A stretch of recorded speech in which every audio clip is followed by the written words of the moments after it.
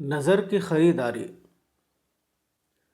ایک صاحب مجھ کو اپنے گھر لے گئے۔ میں نے دیکھا کہ ان کا گھر مختلف قسم کے سامانوں سے بھرا ہوا ہے۔ پورا گھر ایک ڈپارٹمنٹل سٹور معلوم ہوتا تھا۔ میں نے پوچھا کہ آپ کے گھر میں اتنا زیادہ سامان کیوں ہے؟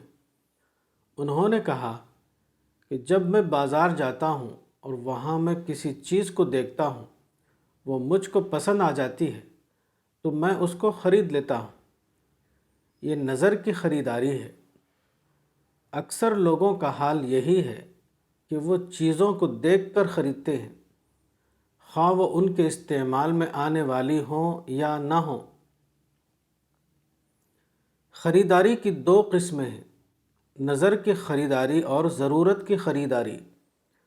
نظر کی خریداری وہ ہے جو دیکھ کر کی جائے۔ اس کے برعکس ضرورت کی خریداری یہ ہے کہ آپ کو ایک چیز کی ضرورت ہو، اس کو حاصل کرنے کے ارادے سے آپ گھر سے نکلیں اور جہاں وہ چیز ملتی ہو وہاں جا کر اس کو خرید لیں۔ نظر کی خریداری دوسرے الفاظ میں بے مقصد خریداری ہے۔ وہ اپنے وقت اور اپنے مال کو ضائع کرنے کے ہم معنی ہے۔ یہ وہی چیز ہے جس کو قرآن میں مال کی تبذیر الاسراء سورہ نمبر 17 آیت 26 بتایا گیا ہے، یعنی مال کو بلا ضرورت بکھیرنا۔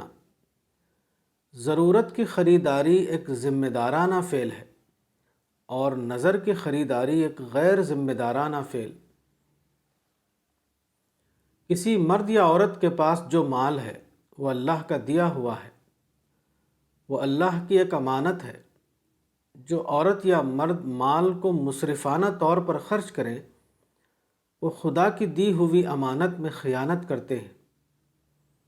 وہ ایک ایسا کام کرتے ہیں جس کے لیے آخرت میں ان کی سخت پکڑ ہوگی۔ مال کو جائز ضرورت پر خرچ کرنا ثواب کا کام ہے۔